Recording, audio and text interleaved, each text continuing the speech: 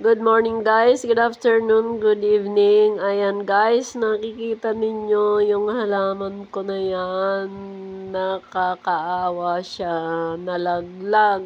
Ayan siya guys. Oh, umuulan, natumba. Ayan, nabasag yung paso. Kaya nakalungkot. Ang lago-lago na niya. Ang dami na niyang dahon. Natumba lang siya. O basag ang paso. Ililipat na lang natin siya guys sa ibang paso. Kaya lang hindi ako ready. Wala akong malaking paso. Kaya lilipat na lang natin siya dyan sa medyo maliit. Ayan, dalawang puno siya. Dalawa na siyang puno na malaki. Kaya, i-ano natin siya sa dalawang paso din. Ayan, marami na siyang ugat o ang lalaki na niya. Kaya ngayon, ang gagawin natin, tanggalan natin ang mga ugat malaki. Ayan.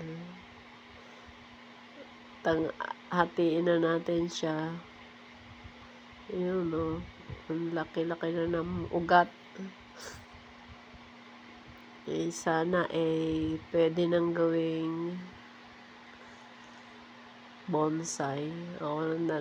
Nahati na siya. Nag-crack pati yung ugat o. May isa pa yung puno Yung maliit, ilalagay na lang natin dito sa paso na maliit din lang yan Pero yung isa, doon sa medyo malaki-laki sa timba na lang. Ito, dyan muna natin siya ilalagay para hindi mamatay. Habang umuulan pa, kumapit na yung ugat. Kasi pagka mainit, kailangan isilong din siya kasi nasusunog yung yung dahon. Kaya dyan muna siya. Ngayon, ayan, dyan muna siya. Ano mo, basag na basag. Ayan siya.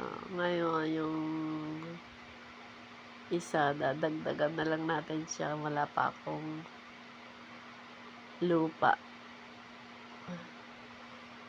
Kaya konti lang. At least, meron na siyang kasi malaki na ang puno niya Ayan, lalagay na lang natin muna yun sa timba. Timba na may lupa na rin. Ayun sayang, ang laki na sana. Eto guys, ibubonsai ko na lang yan sa timba na siya. Umuulan pa naman. Ang ganda na Iyaan is pati yan nabali. Ito is tatlong puno yung tatlong suhi siya guys, yung isa. Eto guys, nakalagay na sa tatlo na siyang suhi, malaki na Sayang, pero sana tumubo pa rin siya ng maayos. Thank you for watching. Please subscribe to my channel. Bye-bye and see you on my next vlog.